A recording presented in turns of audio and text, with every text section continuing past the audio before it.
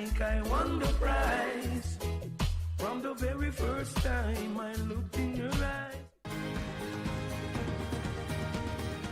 Thank you for joining us on Healthy Living. Stay connected to Voice of America at voanews.com. A look at your kidneys and how they impact your health. And an expert discusses chronic kidney disease and how to protect yourself. And Ivorian psychologist Noor Bakayoko shares some insights on bullying and what can be done. It's important to avoid major events or major health crises. How do you know if your cough is due to a serious condition? We'll have some answers. Stay well and strive to make every day a healthy day.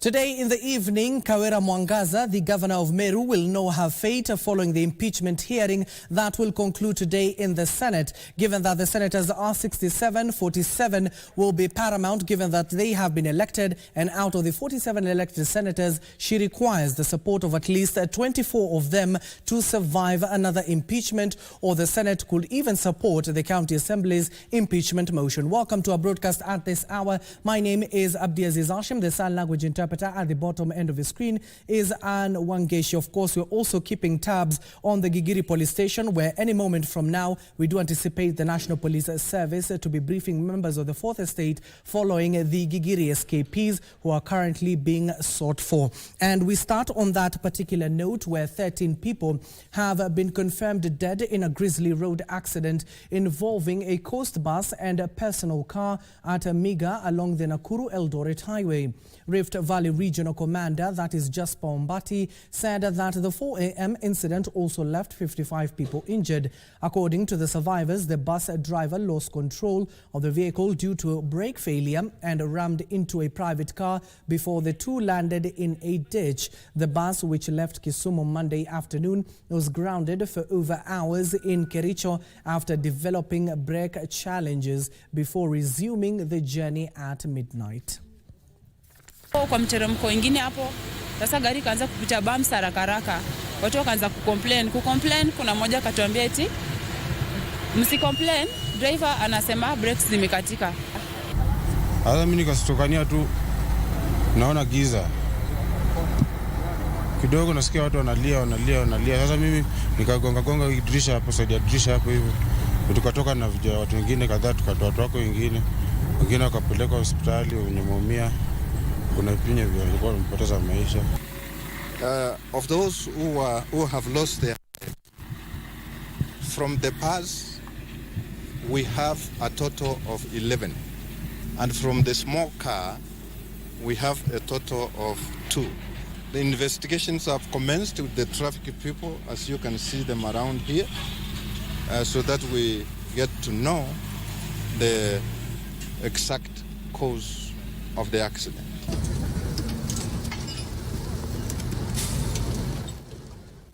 And now to our top story this afternoon, the prime suspect in the Kware murders, Collins Jumaisi Khalusha, has escaped from Gigiri police station in Nairobi alongside 12 Eritreans who had been detained at the station for being in the country illegally. The suspects, who allegedly escaped at custody at around 5 a.m., Khalusha, who admitted to have killed 42 women and dumped their remains at an abandoned dump site in Embakasi, Nairobi, was in police custody waiting to be arraigned in court for plea hearing.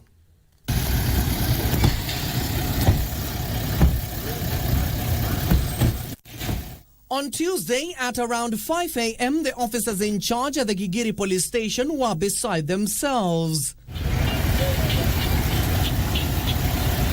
This is after a routine checkup led by Police Constable Gerald to the heavily guarded cell station left the men and women in blue at the station baffled. 13 suspects were on the loose. Among them is the prime suspect in the murders of at least 42 women whose bodies were dumped in the quarry area of Embakasi, Collins Jumaisi Khalusha. The 12 others are Eritreans identified as Daniel Reso, Yosef Sarati, Adam Seselam, Felmon Sere, Felmon Bokor, Nenak Menan, Jonathan Reflon, Felmabas Celeb, Daniel Bokbenez, Filnan Kohene, Naham Nehemora, and Telkon Samuel. The National Police Service has already launched a manhunt for the 13 suspects. Sorry, we're keeping tabs on. Our very own Ben Chumba is already at the Gigiri police station and we'll be linking up with him any moment from now. Still with the National Police Service, senators have approved the appointment of Douglas Kanja as the Inspector General of Police, urging him to prioritize improving the welfare of police officers and enhance the capacity of police reservists in arid areas. The Senate, while debating the motion to approve the report by the Joint Security Committees of both houses, also condemned recent killings of the anti-government protesters by police and demanded that the new police boss must reform the service. The National Assembly, that is currently on recess, is likely to convene a special sitting this week to consider the same report on the approval of the Inspector General of Police. Even in his acting capacity, Douglas Kanja has been communicating to the Kenyan people, especially when we were having challenges in the city and other places with high populations around the country. Mr. Speaker, he would come out and tell us, this is the plan the police have. The proof will be in what he does in his first 100 days, in his first year, in his first day in office, Speaker. That will be what will determine the intention of this new IG and where he would like to take the National Police Service. I hope that Mr. Kanja will do an excellent job, make sure that this House interfaces with him, because we are the ones who will be oversighting him. The Senate approves the nomination of Mr. Douglas Kanja Kirocho for appointment for the position of Inspector General of the National Police Service. Will as many as of that opinion say aye? Will as many as of the contrary opinion say nay? The ayes have it. Next order. Still within the confines of the Senate, the impeachment of Meru Governor Kawira Mwangaza has entered the second and final day, with the Senate expected to decide on her fate this evening, with the County Assembly already having made their case by lining up witnesses to support the charges against Mwangaza. The governor is mounting her defense, with her first witness being Ibrahim Mutwiri Kirimi, the County Executive Committee member for Finance, Economic Planning and ICT in the Meru County Government. Kirimi claims the County Assembly, in drafting the abuse of office charge, was directly lifted from the Auditor General's report and is not a reflection of the expenditure by the county government and was merely an unqualified report.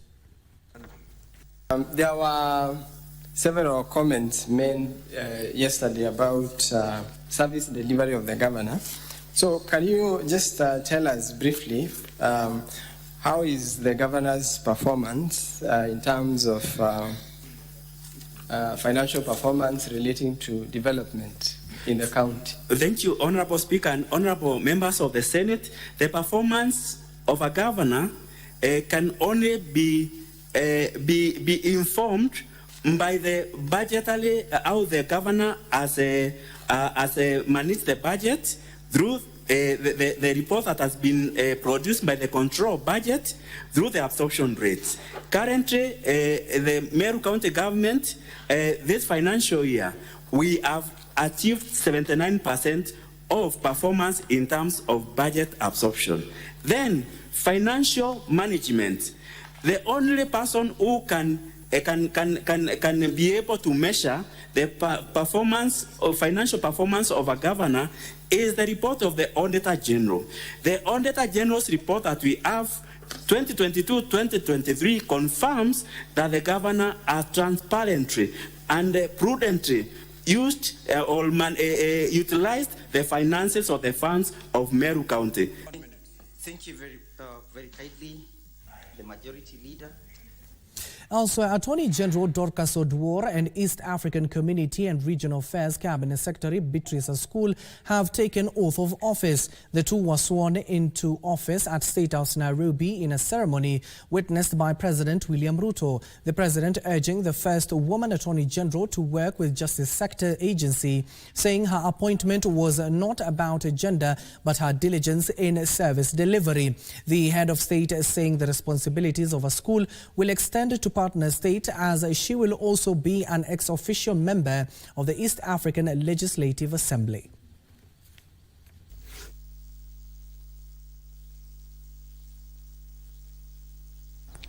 There is need under the footprint of the Office of the Attorney General to take care of litigations and legal requirements in different parts of the country. That again will be another step that you may consider, and we will be working with you to make sure that people access justice on time and government gets legal representation to protect the greater interest of the people of Kenya. As has been said, East Africa is the biggest market of Kenyan products. The East African community is the most progressive community in our continent. And a lot will be expected of you and your colleagues from the other partner states as you shepherd and steer this community to harness the collective potential of the 300 million people in the East African community. Now, still on the same, following the swearing in of Dorcas Oduor as the Attorney General, she becomes the first female in the country to hold the position. But who is Dorcas Oduor? Here is a profile of the new Attorney General. Dorcas Agik Oduor was born on 12 November 1965 in Nakuru County. Oduor sat for a Kenya Certificate of Education exam at Luak Girls High School in 1983. She later attained her postgraduate diploma in law from the Kenya School of Law in 1991 and was admitted to the bar as an advocate of Kenya in 1992. Later on in 2015, Oduor joined the University of Nairobi, from where she graduated with a Bachelor of Laws degree. Oduor, who will be the first female Attorney General in Kenya, is a distinguished lawyer and has extensive experience as a prosecutor, having risen through the ranks over 25 years to the position of Secretary of Public Prosecution, deputizing the Director of Public Prosecution in the administration and management of the affairs of the office to date. She also served as Senior Deputy Prosecution Counsel from 2010 to 2012, Deputy Chief State Counsel from 2005 to 2010, and State Counsel from 1991 to 2005. After approval, Oduor will be the government's principal legal advisor, responsible for representing the national government in court or any other legal proceeding. Still on the same, following the swearing-in of Beatrice Askul Moy as the Cabinet Secretary for East African Community Affairs and Regional Development, here is her profile. Born on 14th July 1973 in Turkana County, Beatrice Askul Moy sat for her secondary exams in 1992. She later got a certificate in social development after joining Kabujoy Social Development Institute in 1997. Moy also holds a Bachelor of Arts degree in Social Sciences from the Catholic University of Eastern Africa. She's also pursuing a master's degree in Governance and Ethics from Mount Kenya University. She got experience in public service by serving as the County Executive Committee member in charge of water, irrigation, agriculture and land reclamation in Turkana County between 2013 and 2016. She also served as director of Rift Valley Water Services Board from 2008 to 2012. Prior to this, the CS also worked as project officer at Amref Kenya Turkana project from 1999 to 2002 and a relief officer at Oxfam Turkana Relief Program from 1994 to 1995.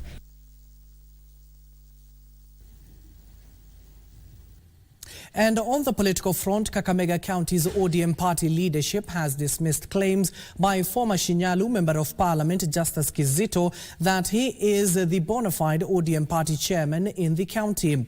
Led by the Lurambi constituency ODM chairperson Habib Anyolo, the leaders noted the party has a well-established structure for electing its party officials. They emphasized that the party's leadership is intact under the stewardship of Kakamega County Governor Fernandez Baraza. The leaders additionally questioned Kizito's loyalty to the party owing to his frequent switching of parties in his political career. The ticket for running for governor and also the ticket to run as a member of parliament in Shinyalu, he decamped from ODM to DAP Kenya. Therefore, he is not a person to rely on and should be the last person to talk about party loyalty. Hatuna mwanya wa uongozi. Chairman wetu ni Fernandez Baraza na ako in touch na members wote wa chama.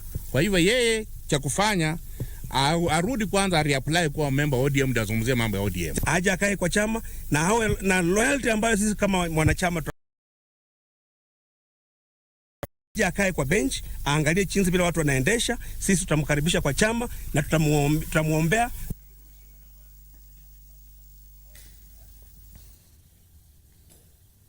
And in other news, residents of Mbuyu and Nduriri villages in Nyandarua constituency, Nyandarua County, are up in arms over the dilapidated bridge. The bridge that was constructed during the colonial era continues to pose a danger to locals who use it on a daily basis.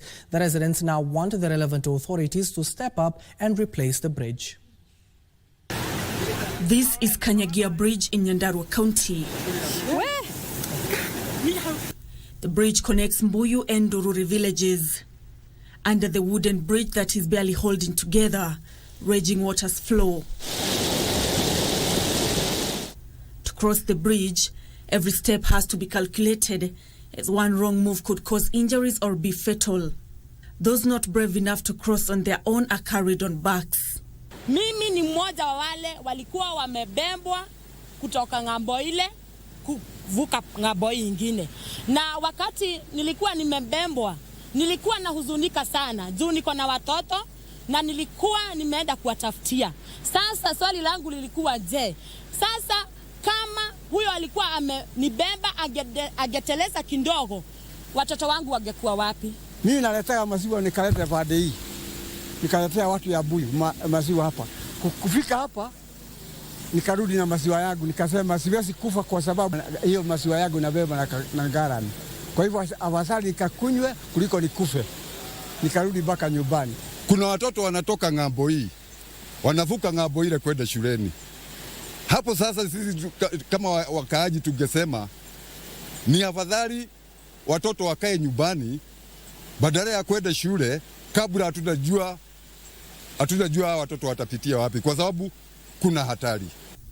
Area residents who now say enough is enough are calling for immediate action to alleviate their suffering. Hii daraja inaonekana hapa. Wakati mimi nilizaliwa niliikuta hapo. Na sasa hivi mimi niko na 63 years. Saa hii kupita kunakuwa ni shida. So ningeomba kama kuna jambo ya kufanyika ifanyike sasa hivi. This is not the first time that somebody has died on this river.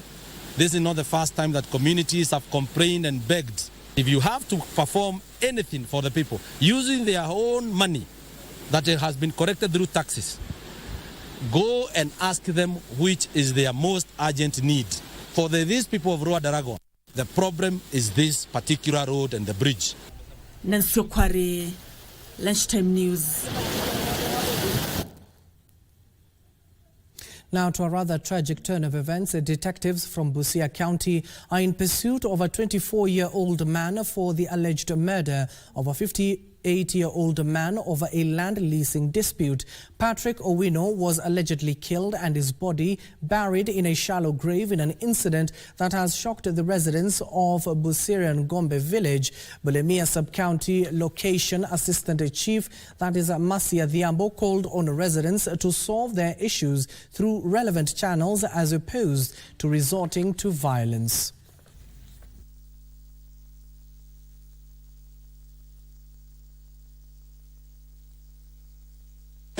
Tulivu, tuwe wavumilivu, japo ni machungu, lakini tuvumilie ili sheria na haki iweze kupatikana.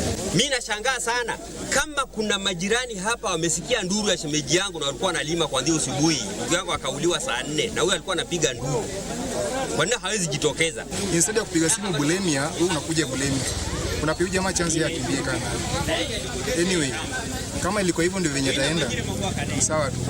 Lakini kama familia tunataisha haki.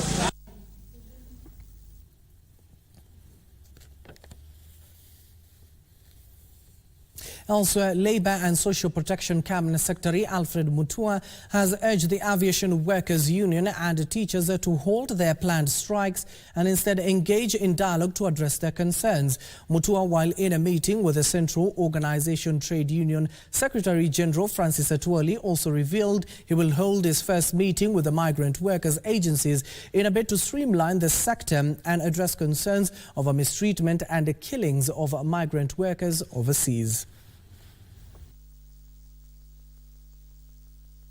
I have a strike notice from Kupet, and also there's a threat of a strike notice from the universities, yes, which I don't have, and I have a strike notice from the aviation workers. So strike notices are filed with me here, so I don't have any strike notice from that. But what I've done nonetheless is that I have organized a meeting, and there will be a meeting held tomorrow with the Teacher Service Commission and the Ministry of Education to meet all these 3 unions so they can sit down and sort out their issues. There is no way you can do away with picketing or strikes in this country. But I'm so much impressed with your promise that you'll try as much as possible to make sure that once a union has issued a strike notice, you will forestall it by making sure that you convene a meeting of those concerned and you sort it out. And in other news, an opinion poll conducted by pollster Poltrack African claims 67.4% of Kenyans support the work done by Interior Principal Secretary Raymond Omolo. The poll, conducted through phone calls, sampled 11,861 respondents from the 47 devolved units, placing Mining Principal Secretary Elijah Mwangi second, who enjoys 66%, with Energy Principal Secretary Alex Washira coming in third with 65.1%.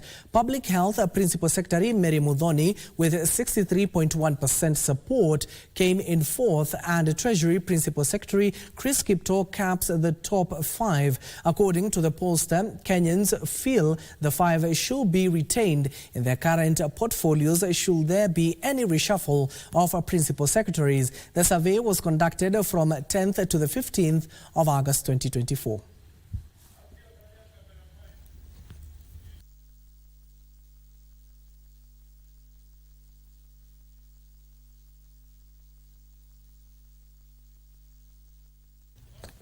Now it is 26 minutes past the hour. We need to take our first commercial break, but on the other side, we'll be trying to link up with our reporter, that is Ben Chumba, who is currently at the Gigiri police station to give us an update on the 13 Gigiri escapees. Don't go too far.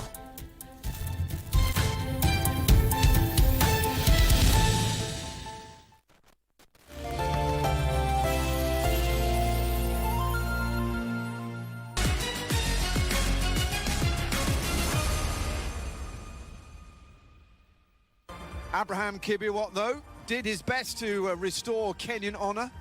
They had won this title every year for 37 years, till they lost it last time out in 2021. Some of the greats of athletics have been steeplechasers for Kenya, but after 9 gold medals in a row,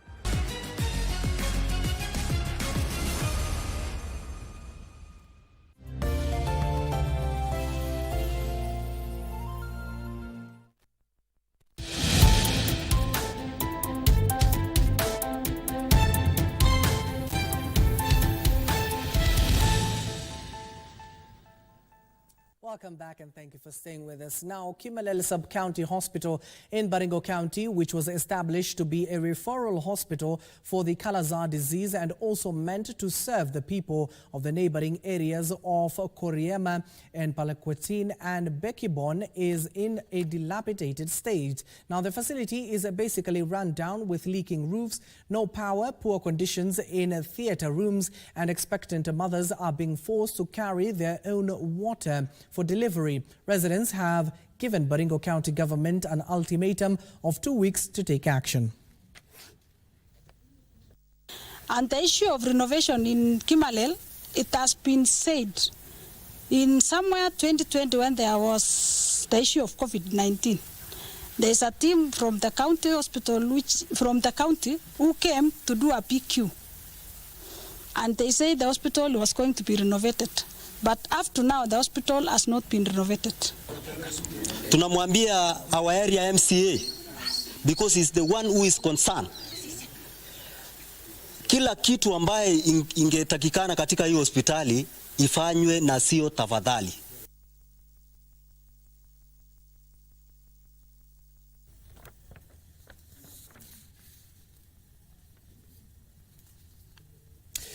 Elsewhere, 150 students from different technical and vocational education training, TVET, will participate in a 4-day competition revolving around 18 skill areas, among them auto body repair, hairdressing and cybersecurity, among others. Speaking during the opening ceremony of the World Skills Competition at Kenya School of TVETs in Gigiri, Nairobi, Cabinet Secretary for Education Julius Amigos said the competition is a platform for youths to showcase their skills and innovation and address the government's agenda of exporting skilled labor.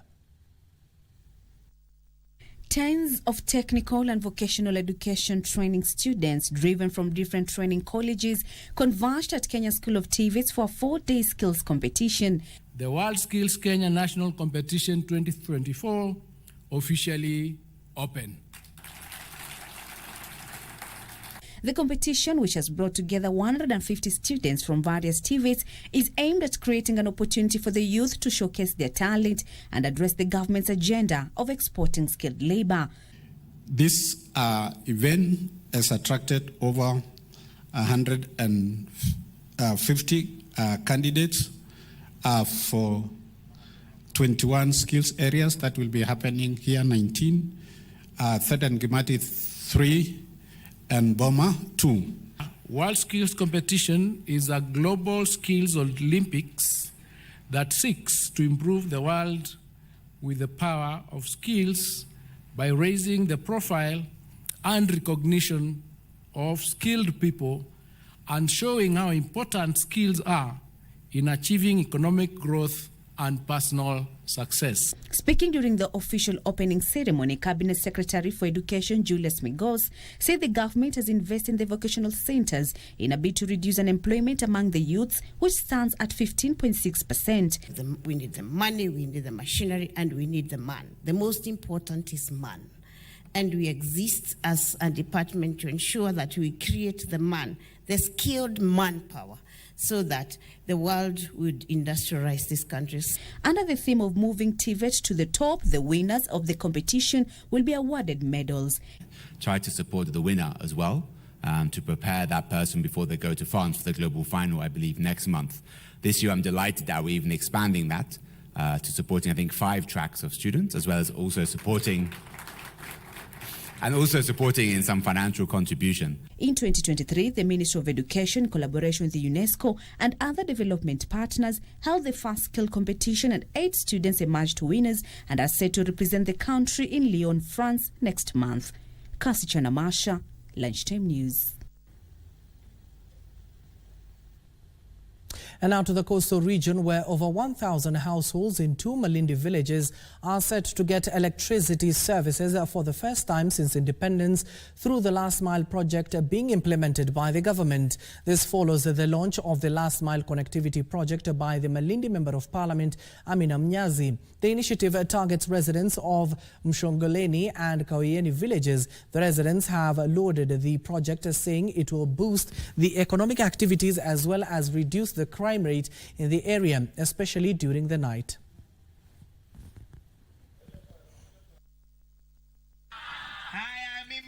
hatutaki kwa mwingi wa maneno.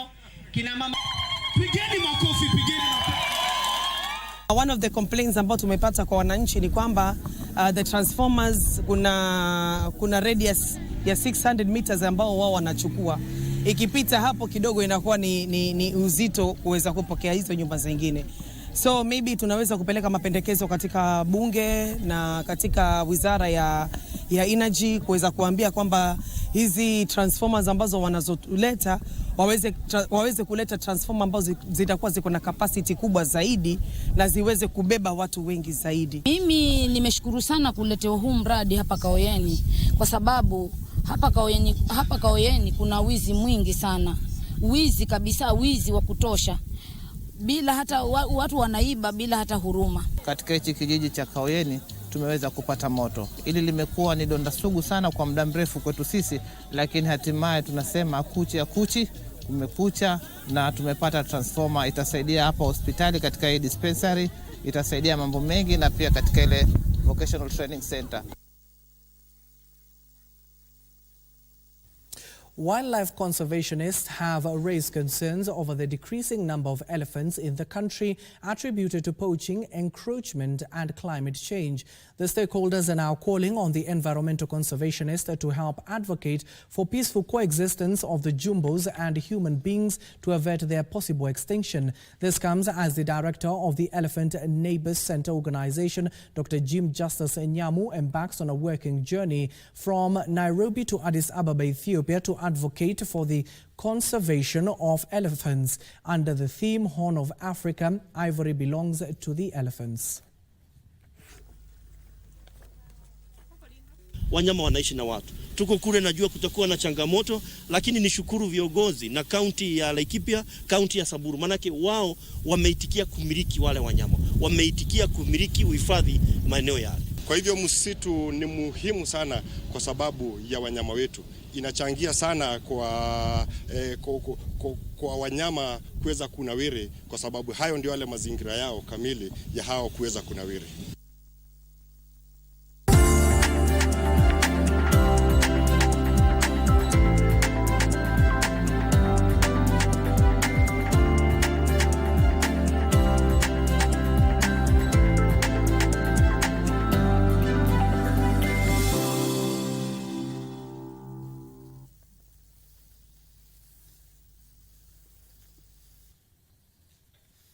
And now let's make sense of the numbers. KCB Group says it is increasing financing and support for sustainable projects such as renewable energy, e-mobility and climate change adaptation in the lender sustainability and reduction of carbon footprint efforts. KCB Group CEO Paul Russo says that the lender targets to increase to 25% its loan disbursement to sustainable initiatives.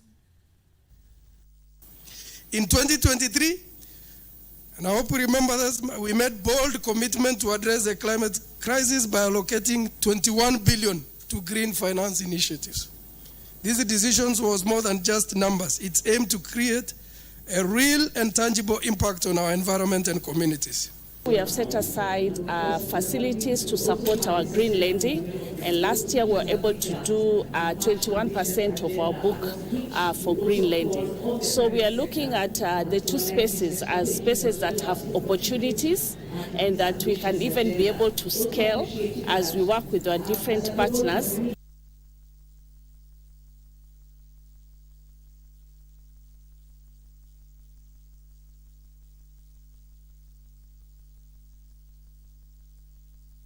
Also, the COMESA Competition Commission is investigating issues within the agriculture value chain that could be fueling escalating food prices.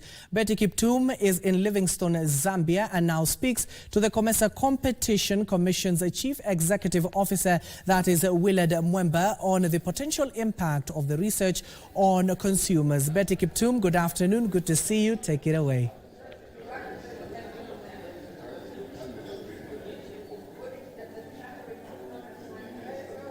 A very good afternoon to you, Abdiaziz, Hashim. Of course, we spoke yesterday and we are coming to you live from Livingstone in Zambia.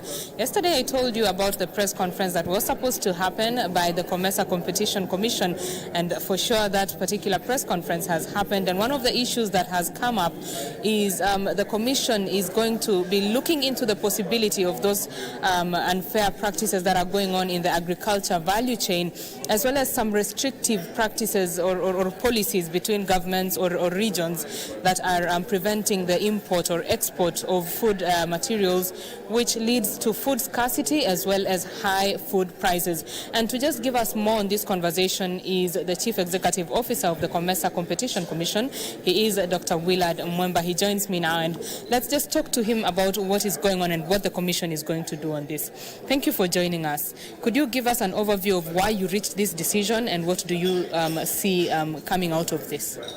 So thank you so much, Betty, and thank you for having me.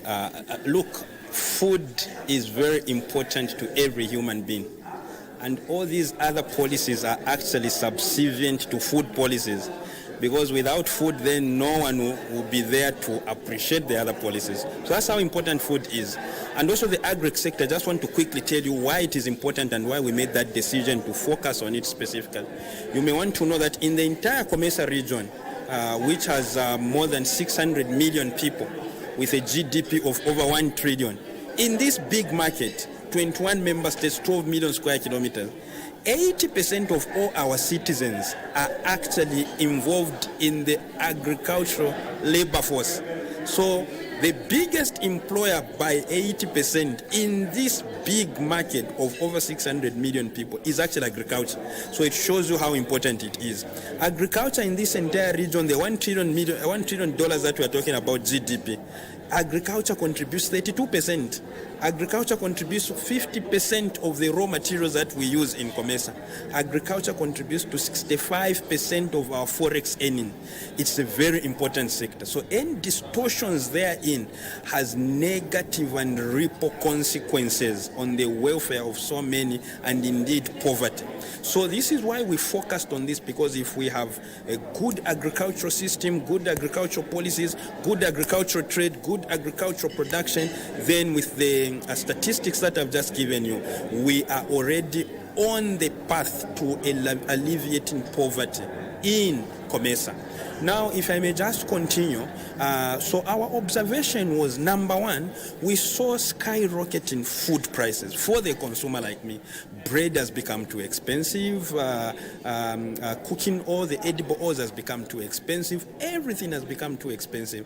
But we have also observed that the farmer who is producing that has become poorer and poorer, because the price at farmer level is very low. So the price at which the trader buys from the farmer is very low. The price at which the trader sells to the processor is very high, and the price for the consumer is high. Rational reasoning, Betty, would dictate that if the price at which we are getting the raw product from the farmer is low, the consumer price should equally be low. So that excited us, or rather that worried us. What was the problem between the farmer who has a low price and the consumer whose price is very high? And we realized that there are a number of issues. Among them, the first one of our primary concern was that the big traders were involving themselves in anti-competitive and unorthodox business conduct. They would deliberately put the farmer in a desperate situation, because they know the farmer, most of our farmers are poor, as I said. They know the farmer does not have proper storage facilities, proper transport facilities. So immediately after the produce, they will know the farmer will not wait for another 3-4 months, because his produce will go to waste. So they will go there, create a desperate situation. The farmer sells at a small price, a low price. Then wait for the crop to get out of season. They have stored it properly, and then they will take advantage of the out of produce period and skyrocket their prices. So they are doing two things: frustrating the price, which perpetuates poverty for the farmer, but also price gouging, which affects the welfare of the consumer. But also, secondly, it is the policies that we have.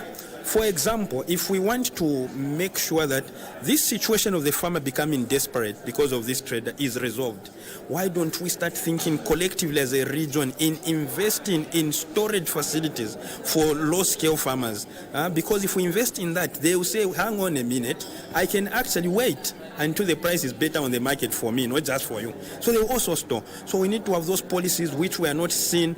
We are seeing them in bits and pieces, but we need to have a deliberate, comprehensive, COMESA-wide policy in that area. But also our own policies sometimes as governments, and I want to be very careful here, Kipton, not to criticize governments, because usually governments act in the best interest of its people. So they may have good intentions, and I know the intentions are good, but the problem is the result is not addressing the good intention, or is not having the effects of the good intention that the government sought to. I'll give you a very good example. We're in Southern Africa here in Zambia today, right? In Livingstone, you can see how hot it is. There's been droughts here terribly. So there is no crop that has been produced here, and there are shortages, there is scarcity, but we can't easily import from East Africa, which by the grace of God, and I'm using those words because I'm also a Christian, which by the grace of God, East Africa this year has had very good rains, and it's expected that the produce will be good. But because of these policies, government policies of ensuring food security for their own people, sometimes they say, hey, wait a minute, don't export.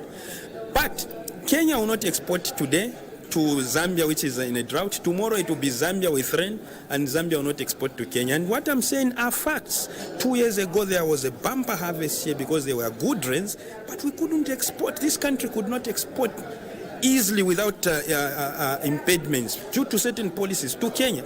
So in Kenya, prices of maize grain, soya grain became too expensive, and some businesses had to collapse. The prices were too high for the consumer, and yet there was a bumper harvest here. And in that bumper harvest, remember, the farmer would have made money if they had exported to Kenya. So Kenya is suffering because there is no food. The farmer here in Zambia is suffering because the price is low. The vice versa has happened. God is for us all. Kenya now has...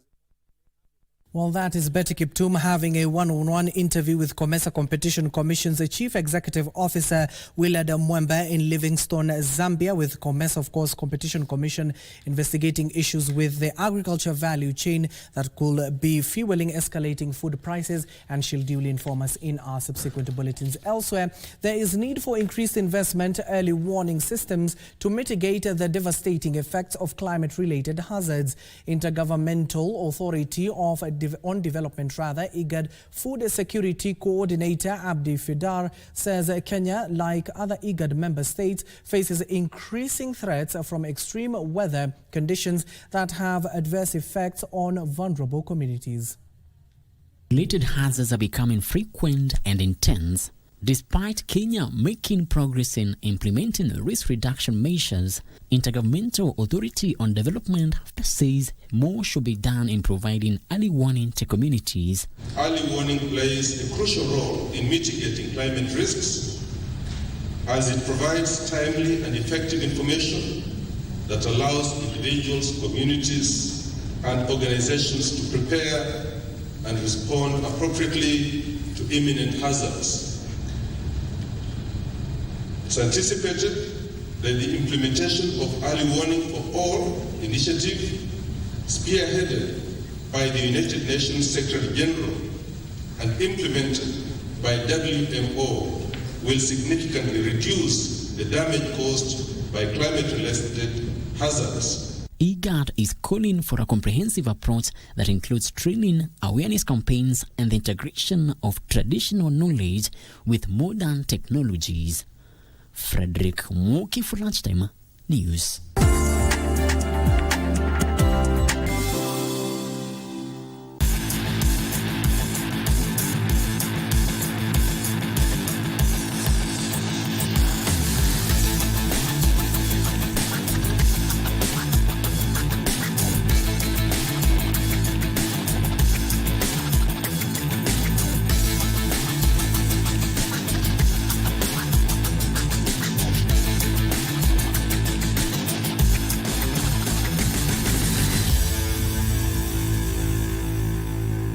Finally, welcome to the world of sports. The 13th edition of the Water Company's sports organization, Wasco Games, officially kicked off in Murang'a County after the flagging off by Water Cabinet Secretary Engineer Eric Mureithi. More than 52 water companies are participating in the 5-day games. Teams drawn from various water service providers across the country have come to Murang'a County to take part in this year's Water Company's sports organization, Wasco Games. More than 52 water companies are participating in the 5-day games that were officially opened by Water Cabinet Secretary Engineer Eric Mureithi. The participants, led by the CS and Murang'a Governor Irungu Kang'ata, joined hands to plant 10,000 seedlings at Mbiri Primary School in line with this year's theme of combating climate change through sports. Sisi tunasema asanti kwa kuchagua Murang'a. Mungechagua mahali kwingine, mungeenda jimbo zingine, mungeenda ugatuzi zingine, lakini muliamua muje Murang'a. Basi tunasema asanti na tunamkaribisha. My best wishes to all the teams that are here today, and as you do your best, let's embrace and learn from each other. Elsewhere, Poi Football Club are winners of the inaugural Almeida Cup played at Poi Primary School, Baringo County. The tournament, which was organized by Youth Fund Director Almeida Ayebei, attracted 4 teams, namely Rebeko FC, Poi FC, Kapkoyo FC, and Kabarkebo FC. The winners walked away with 10,000 shillings, footballs and uniforms. Kabarkebo FC, who came second, pocketed 8,000 shillings, while Kapkoyo FC and Rebeko FC settled for 3rd and 4th positions respectively. Nahitaji usaidizi kwa county government, wakuje uwanja waone kiwanja vile iko, kama itakuwa mzuri watuletee doza kiwanja imekaa steep, so watusaidie. Juzi kuna kijana kutoka Machongoi aliweza kujiunga katika timu ya Mathare United, na tumeona hao vijana wa Baringo wakiweza kupewa nafasi ya kujiingiza katika hizi michezo ambayo tuko nazo. Tunaona kwamba tuko na talents.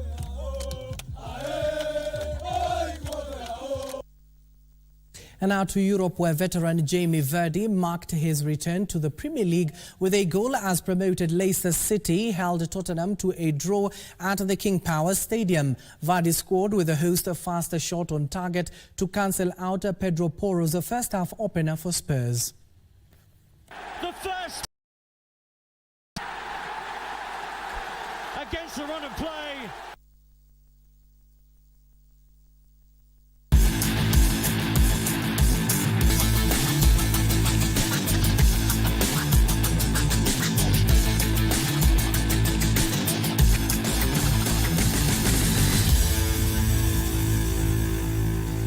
Well, it will be remembered that Jamie Vardy scored in their magical season where they carried the English Premier League 8 goals or 8 games consecutively. Welcome back, Jamie Vardy, with the Foxes, of course, they're drawing with Spurs. That marks the end of our bulletin this afternoon. Do join us in our subsequent bulletins at 7 p.m. and 9 p.m. But you can always find more on our webpage at www.kbc.co.ke. My name is Abdiaziz Hashim. The sign language interpreter at the bottom end of the screen is Anne Wangeshi. Good afternoon for now.